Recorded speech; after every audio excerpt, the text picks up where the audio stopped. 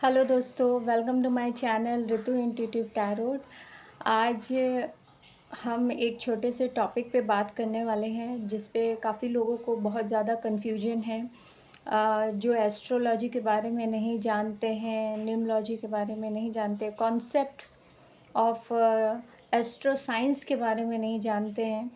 तो आज छोटी सी जो बात है वो मैं इस वीडियो के माध्यम से बताना चाहूँगी, ताकि माइंड में आप लोगों के क्लियरिटी आए कि हमें कौन से क्वेश्चंस करने चाहिए और किस नज़रिए से हमको देखना चाहिए एस्ट्रोलॉजी को। तो पहली बात मैं बताना चाहूँगी, हो सकता है कि कई लोगों को पसंद ना आए ये बात, क्योंकि जो टैरो कार्ड रीडिंग है, टैरो कार्ड रीडिंग से आप बहुत कुछ नहीं जान सकते हैं, जो कि बहुत सारे लोग आपको नहीं बताएंगे।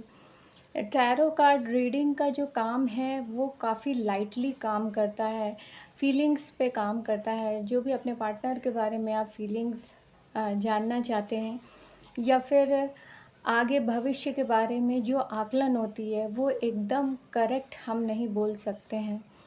अब आ जाती है बात कि हम कैसे जानें कि हमें जो भी हम क्वेश्चन कर रहे हैं अपने लाइफ के बारे में, उसका एक सही आंसर हमें कहाँ से मिलेगा। कुंडली से मिलेगा, न्यूमलॉजी से मिलेगा, टैरो कार्ड से मैंने बताया जैसे कि आपको। तो देखिए, सही जो चीज़ होती है वो कुंडली से देखी जाती है। अगर कोई इंसान कुंडली बहुत अच्छे तरीके से देख लेता है, जान लेता है, अच्छा प्रेडिक्ट करता है, तो आप उसी को ही दिखाइए। और बाकी जो अच्छा जानकार होता है वो सारी चीज़ों का आपसे क्लू ज़रूर लेगा, चाहे वो टैरो कार्ड हो। वो टैरो कार्ड एकदम साइड बाय साइड होता है, लेकिन न्यूमलॉजी से वो ज़रूर देखेगा, आपकी सामुद्रिक ज्ञान से भी देखेगा, आपकी पामिस्ट्री से भी देखेगा, आपके हाथ की जो रेखाएं हैं उससे भी देखेगा, एंड कुंडली से भी देखेगा। लेकिन जो मेन जो उसमें जो चीज़ है वो है कुंडली। कुंडली से सारी चीज़ें एकदम सटीक तौर पे निकल जाती है। लेकिन कई बार कुंडली से भी लोगों को बेनिफिट नहीं होता है। उसके लिए मैं बताना यहाँ चाहूँगी कि जब टाइम का हेर फेर हो जाता है, कहीं ना कहीं लोगों को, कुछ लोगों को अपनी जन्म तारीख तक नहीं मालूम होती है, या टाइम नहीं सही पता रहता है, तो उस पे देखिए एस्ट्रोलॉजर ऐसे देखते हैं कि जब भी बच्चा पैदा होता है तो पैदा होते ही एकदम करेक्ट टाइमिंग डॉक्टर नहीं लिखता है, आगे पीछे कहीं ना कहीं हो जाता है। लेकिन 15 मिनट्स की हेर फेर में भी प्रिडिक्शन बहुत ज़्यादा चेंजेबल नहीं होती है। थोड़ा सा हो सकता है, लेकिन थोड़े में भी इफ़ेक्ट काफ़ी पड़ता है, तो हम उसको लेके नहीं चलते हैं। लेकिन एक कंक्लूजन जो लाइफ का है वो ज़रूर आंसर आपका निकल आएगा, जो भी आप क्वेश्चन कर रहे हैं। तो जो लोग भी ये सोचते हैं कि टैरो कार्ड से पूरे क्वेश्चंस आपके सॉल्यूशन ओरिएंटेड हो जाएंगे, सॉल्यूशन आपको मिल जाएगा, तो ऐसा बिल्कुल भी नहीं होता है। हाँ, टैरो कार्ड के साथ में अगर न्यूमलॉजी मिक्सअप है, अगर जो भी इंसान आपको जवाब दे रहा है, आंसर दे रहा है आपके लाइफ के क्वेश्चन के बारे में, तो इन दोनों को मिलाप करके दे रहा है, तो हाँ, काफ़ी हद तक वो सही हो सकता है।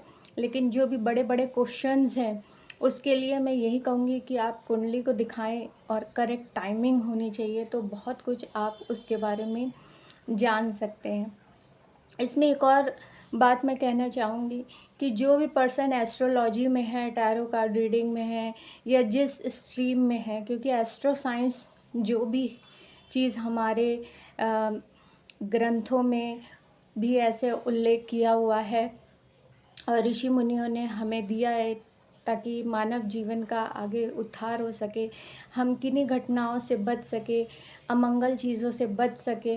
डिनाइबल नहीं होता है, लेकिन फिर भी उनसे बचा जा सकता है। जैसे अकाल मृत्यु से बचा जा सकता है, अब बहुत सारी दरिद्रता से बचा जा सकता है, कुछ भी आपके साथ अनिष्ट होने जा रहा है उससे भी बचा जा सकता है पहले से जान के। लेकिन जितना जानना इम्पॉर्टेंट होता है, उससे ज़्यादा इम्पॉर्टेंट होता है कि आप कैसे उससे बच सके। क्योंकि जिस भी इंसान से आप पूछने जा रहे हैं, तो प्रॉब्लम लेके जा रहे हैं, सॉल्यूशन तो कम से कम लीजिए कि आप इस चीज़ से कैसे बाहर निकले। अधिकतर लोगों का फोकस उस पे नहीं होता है, जानने में होता है कि क्या होगा। तो मैं यही कहना चाहूँगी कि जो भी सॉल्यूशन है वो ज़रूर लीजिए कि वो इंसान आपको क्या बता रहा है, क्या गाइडेंस दे रहा है, क्या आपको करना चाहिए। दूसरी बात, बहुत सारे लोग एस्ट्रोलॉजिस्ट के पास जाते हैं, तो उनको पता नहीं रहता है कि ऐसे ये बहुत ज़्यादा एक्सप्लोर करने वाली बात भी नहीं होती है। अगर वो भक्ति नहीं करता है, जो भी पर्सन से आप लोग पूछने जा रहे हैं, या साधना नहीं करता है, तो मुझे ऐसा लगता है उसकी प्रिडिक्शन भी कहीं न कहीं खाली जाती है। कुछ हद तक सही जा सकती है वो उन लोगों के लिए जिनकी बाय बर्थ इंट्यूशन थोड़ी तेज़ होती है। पूर्व जन्म से उनको कुछ न कुछ ऐसा मिला होता है जिसकी वजह से वो प्रिडिक्ट कर पाते हैं, लेकिन फिर भी 100% नहीं जा पाता है। अगर वो भक्ति और साधना में है और वो आपके बारे में कुछ भी प्रिडिक्ट करते हैं, तो डेफ़िनेटली वो कहीं न कहीं 101% घटित होता है। वैसे बहुत सारे ऐसे कॉन्सेप्ट हैं जिसके बारे में बात करना चाहूँगी और वीडियोज़ में, लेकिन अभी टाइम कम है, इसलिए शॉर्ट वीडियो है ये। एंड जैसे एग्ज़ाम्पल के तौर पे मैरिज जो होती है, मैरिज आपकी बंधी हुई होती है। आप चाहे किससे भी रिलेशन रख लें, या आप किसी से भी सोच लें कि हमें इससे शादी करनी है, लेकिन शादी वहीं होनी है जहाँ पे आपका निर्धारित है। ऐसे ही आपके पैसे, ऐसे ही आपका घर, ऐसे ही आपकी गाड़ी, अगर आपके नसीब में है तो ही आपको मिलेगा, बाकी आपको नहीं मिलेगा।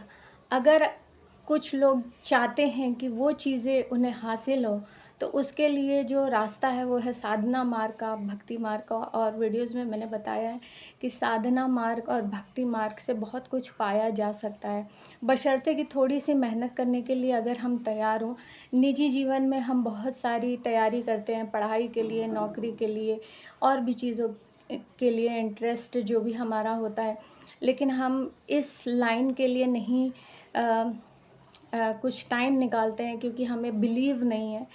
लेकिन विश्वास मानिएगा, अगर हमारे संतों ने कहा है तो वो तथ्यों पे है, कुछ ऐसी मजाक नहीं है, अनुभव किया हुआ है। तो अगर हम भी उस रास्ते पे चल के बहुत कुछ पा सकते हैं, तो थोड़ा सा टाइम अगर ध्यान साधना में और भक्ति में आप लोग लगाते हैं, मन से, दिल से, पाक दिल से, आत्मा से शुद्ध होके, और अपने इंद्रियों पे भी काम करते हैं। ऐसा नहीं है कि खाली भक्ति भी करना है, अपने इंद्रियों पे, 5 इंद्रियों पे कंट्रोल करके, बहुत सारी चीज़ों का त्याग करके अगर आप भगवान की तरफ होते हैं, तो देखिएगा धीमे-धीमे आपकी लाइफ में कहीं न कहीं चेंजेस भी आएँगे, और जो चीज़ आप हासिल करना चाह रहे हैं, वो भाग्य को ज़रूर पलट देता है।